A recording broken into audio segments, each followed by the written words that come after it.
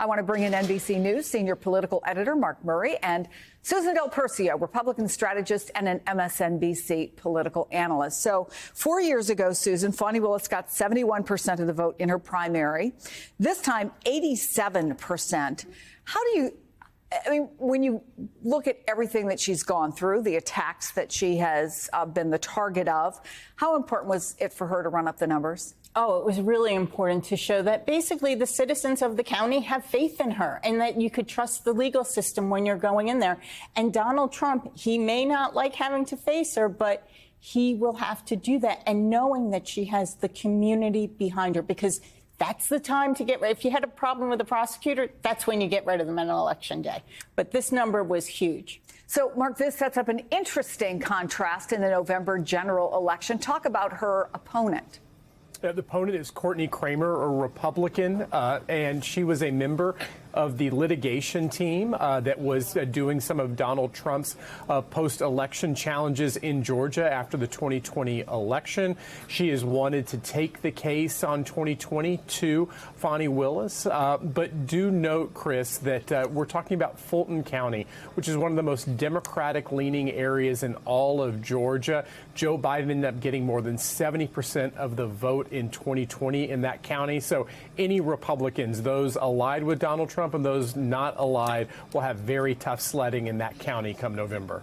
Meantime, a special election, Mark, in California gave Republicans a little more pad for their narrow House majority. A protege of Kevin McCarthy, who had the endorsement of Donald Trump, won the race to fill McCarthy's seat. How big is this for the party?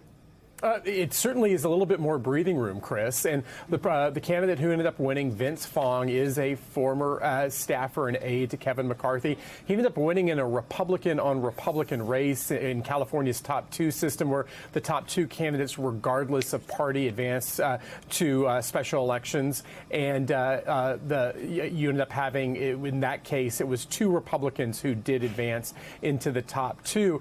And when Fong gets sworn in, he will give Republicans a 218 to 213 majority. Such a slim majority for House Republicans, but they have just a little bit more breathing room than they did before this. You wrote a really interesting piece, Susan, for How to Win 2024. You jumped ahead to 2028, and you're talking about people like Nikki Haley, Ron DeSantis, Chris Sununu, and you write, in politics, we often talk about how to win. If you're a potential Republican candidate thinking about the future, these days you might be more focused on how not to lose. Explain what you mean.